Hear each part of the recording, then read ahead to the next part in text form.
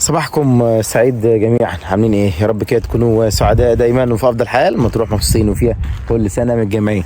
جينا المنطقه دي وعند الارض دي بالتحديد اللي هوريها لكم دلوقتي. الارض اللي قدامكم دي بالتحديد واللي واقعه في الحيز اللي قدامكم ده، واللي هي طبعا قريبه من البحر، واللي هو البحر الموجود قدامكم هناك ده، وفي سلك. وده الحته اللي احنا واقفين فيها بالعربيه ده شارع، وكمان ده شارع يعني نقدر نقول ان هي قدامها شارع بطول حوالي عرض 20 متر، جاي من اول الطريق اللي هناك ده اهو، اللي هو طريق مينا حشيش. وكمان ده سور سلك شائك قدامه ده كده اللي هو حرم الكورنيش اللي هم ال 350 متر. وفي مبنى واحد او في قطعه ارض واحد يكون طولها 50 متر بطول السلك دوت. وبعد كده ده حرم الكورنيش من قدام لحد هنا. يمكن سمعنا المشكله اللي حصلت هنا، كان دي السبب بتاعها، ان الكورنيش بقى الحرم بتاعه 350 متر من البحر اللي هناك ده لحد هنا. هو يعتبر عند السلك الشائك ده او بعد السلك الشائك ده 50 متر يبدا حرم